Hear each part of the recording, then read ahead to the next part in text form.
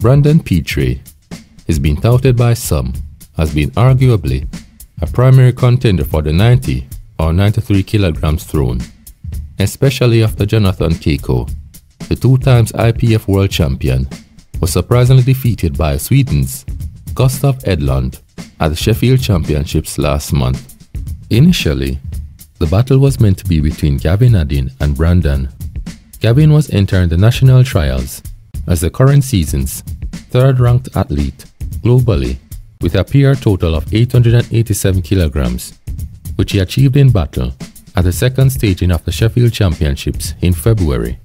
In contrast, Brandon finished with a 2023 end-of-season total of 575 kilograms, while competing within the 105 kilograms weight class, which was a precipitous fall of a whopping 300 kilograms and or 34.29% below his total of 875 kilograms at the USAPL Raw Nationals 3 months prior, where he competed as a 90 or 93 kilograms athlete.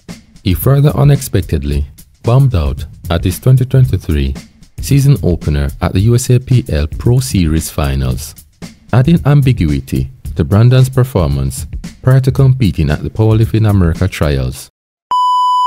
Now this is where I say, kind of changed a lot of things for me, right? I mean, most people who are watching this know exactly what happened at the Arnold, but one of the things that I really appreciate about the Arnold prep is it's the first time that I dealt with a lot of trials and tribulations, even through that prep. I mean, I had my neck seized up to where I couldn't do anything for a whole week. I couldn't even eat or drink anything for 3 days. Like, I couldn't sleep, couldn't lay on a pillow. It was bad. But even then, I still had like a lot of successes during that prep. I had a lot of PRs, right? A lot of good training momentum. I was posting. I mean, I'm not going to retell the story. There was a whole beef situation that I'll talk about how that weighed on me mentally. But I was killing it in training, and I was like, I am about to change this shit and change the scope of what we thought 90s and 93s are capable of. Yeah, spoiler alert, that didn't happen. So I ended up having one of the best preps ever, and I had the worst meet that I ever had, period. Public display, in front of a crowd, in front of thousands online, right? Then that failure gets posted, and that failure gets talked about, and that failure is like a topic of discussion in this very niche community for a long time, for months, right? Really, pretty much until I redeem myself. And at that point, as an athlete, especially a competitive one like myself, and like I know that you guys are, each day you're trying to prove to yourself that you're still him, that you're still that dude, like that you still have it. And every single time a session goes well, you're like, yes. Every single time a session doesn't go well, that can kill you. And mind you, I still have a job to do. I still have athletes to take care of. I still have to be mentally right for them. I still have to make sure I show up to those competitions. I got to make sure I show up and talk to those people. And this industry or this fitness space, it really shows their true colors whenever you're going through public adversity, because at that moment is when I found out, you know, just like how people can be fake. You know, I already knew people were fake, but like at that moment, it really hit me hard, like how fake people were, how fake people are, how people can mistreat you, how people can turn their back on you, and how people sell you out, right? Just depending on what favors them at the time and them picking sides and choosing a side for honestly no reason, right? So dealing with that on a daily basis, it weighs on you mentally. But guess what? No one cares. It's either I redeem myself at this next competition or I'm a failure. There's further reason to objectively doubt Brandon's expected performance. For example, his historical reliability for the deadlift is 30.34%, bench at 18.96%, and squat at 30.60%. which equates to an overall average reliability of 26.63%.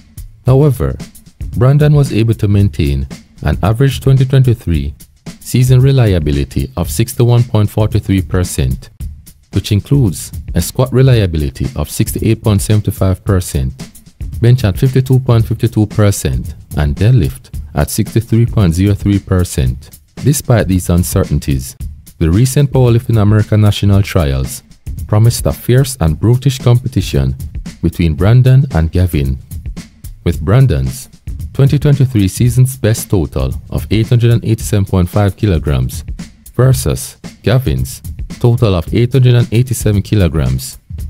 Unfortunately for us, the much expected slugging match did not transpire, as Gavin disappointingly reportedly weighed above the 93 kilograms weight class at a body weight of 95.4 kilograms and had to compete as a guest lifter within the 105 kilograms weight class against the likes of a heavy hitter such as Ashton Russel, including both 2018 and 2022 IPF World Classic silver medalist Michael Davis.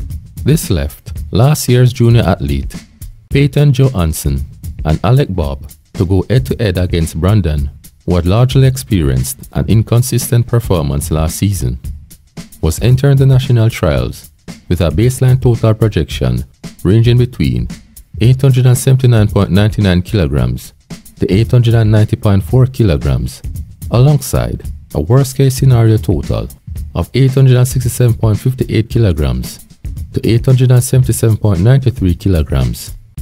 In parallel, Peyton entered the national trials with a 2023 end-of-season total of 790 kilograms, which is representative of a 2.77% regression if compared with his 2023 season opening total of 812.5 kilograms. Nevertheless, the athlete's baseline total projection stood at 810.42 kilograms. Alex's baseline total projection stood at 821.13 kilograms.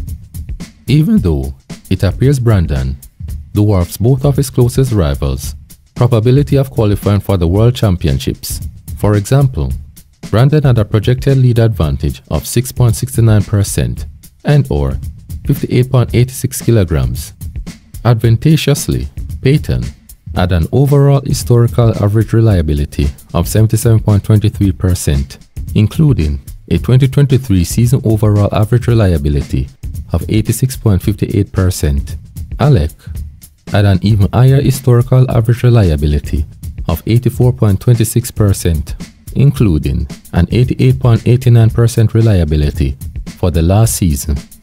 In contrast, Brandon's average 2023 season reliability was 61.11%, and he has a history of outright disqualification from prior meets, unlike both Alec and Peyton. This low reliability may prove to be an Achilles heel in cutting Brandon's aspirations short of being possibly crowned world champion.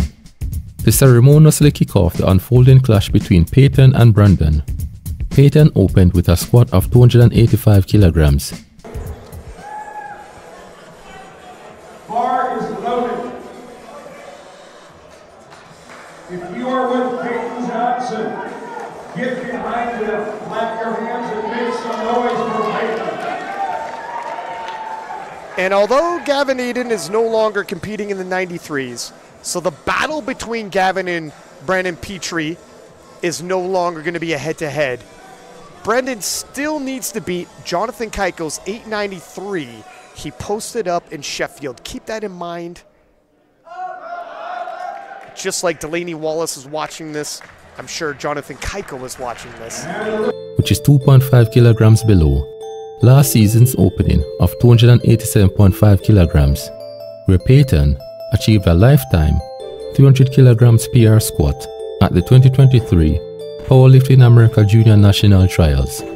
Also, a 285 kilogram squat opening is 30 kilograms above his average opening of 255 kilograms.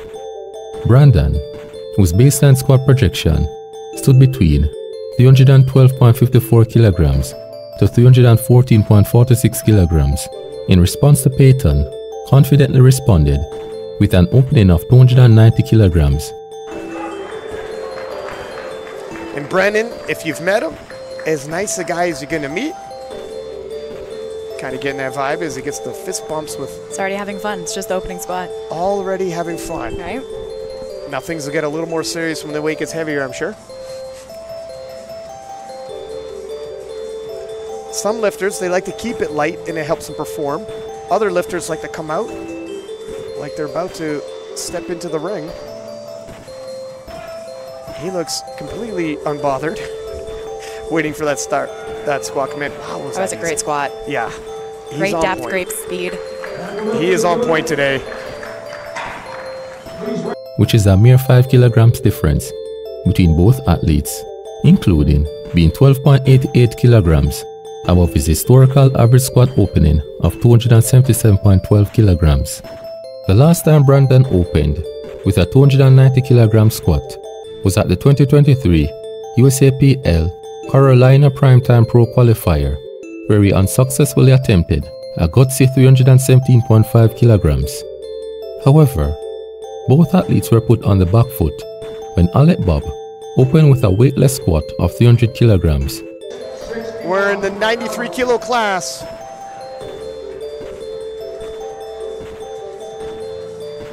Jesus Oliveris in the background talking to Joey Flex.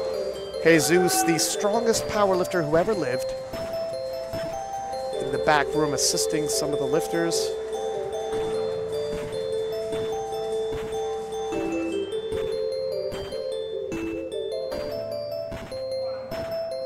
Let me know I mispronounced Juan's name yesterday. Wait, what? Yeah. He said I called him Joanne. I don't remember that, but I'll take the notes, sir, and I'll take the egg off my face. Alec, 300 kilos even. Easy. Very good opener. Very good opener. Which is his heaviest opening in his sporting history. Peyton increased his second squat attempt by 10 kilograms, resulting in a squat of 295 kilograms.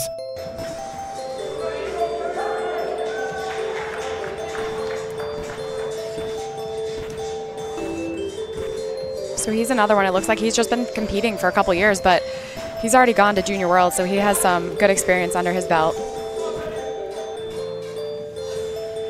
Yeah, that experience is going to pay dividends on a day like today. 295 is still a big squat for a 93.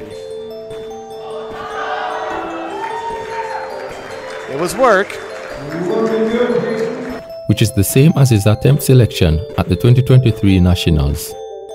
Keeping in mind of Brandon's baseline squat projection, which ranged between 312.54 kilograms to 314.46 kilograms, increased his second squat attempt by a margin of 20 kilograms, which subsequently is 5.68 kilograms above his historical average squat increment of 14.32 kilograms. In effect, resulting in a second attempt of 310 kilograms. He's still giving fist bumps, still keeping it loose, but just, you can tell by the expression on his face, he's taking this a whole lot more serious, and he's going to need to.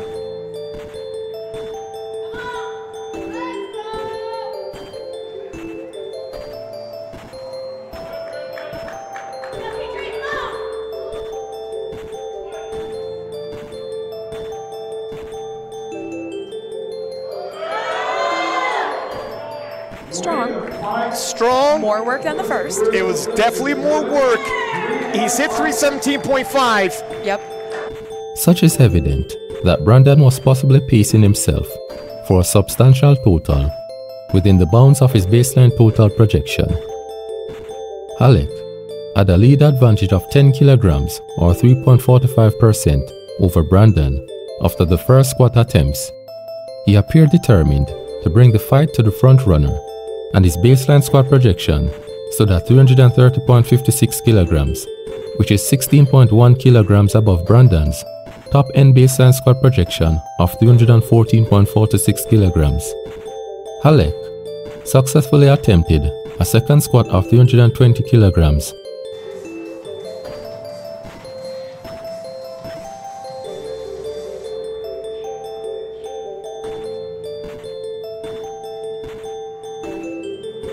This will match his previous personal best.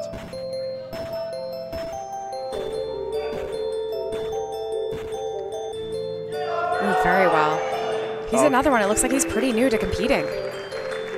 Sometimes you don't know what that top end is going to be when you have these lifters that are newer to the sport.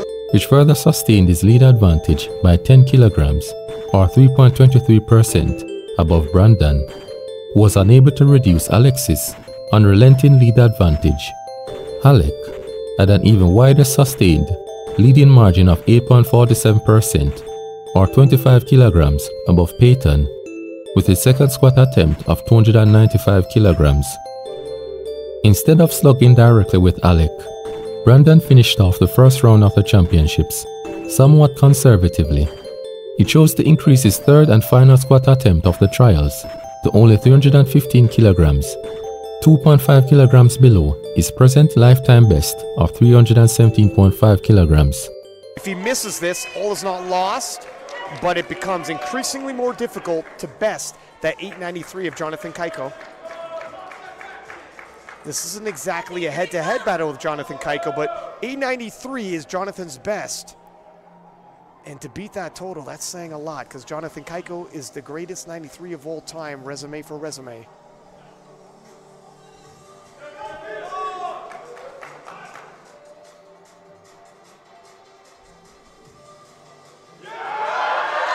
Can he do it?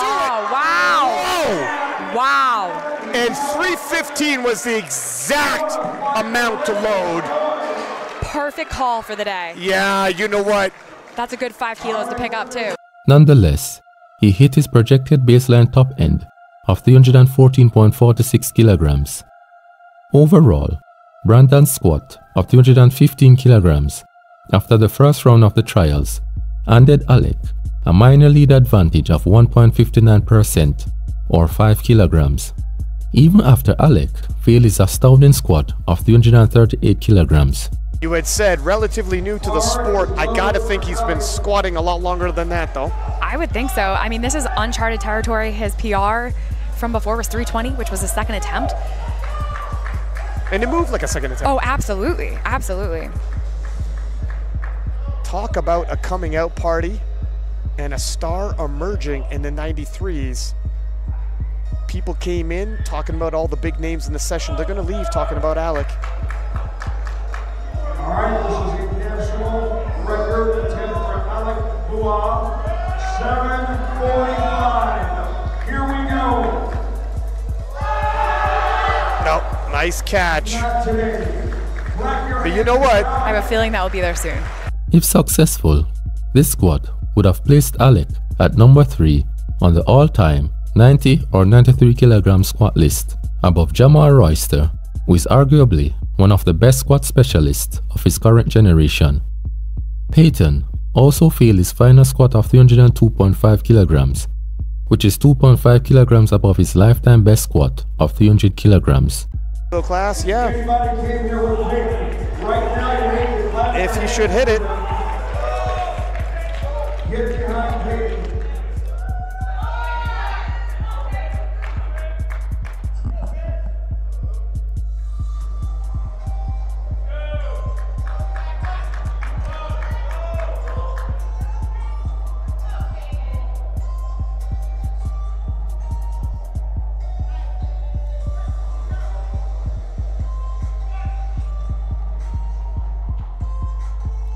Big brace. Oh, nice catch by the spotters and loaders.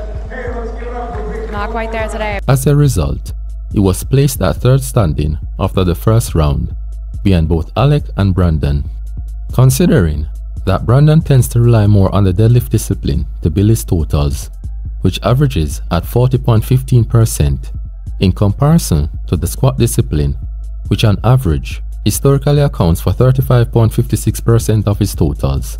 Plus, keeping in mind that Brandon was entering the national trials with an average deadlift lead advantage over both Alec and Peyton, who stood at 66.25 kilograms or 23.36%.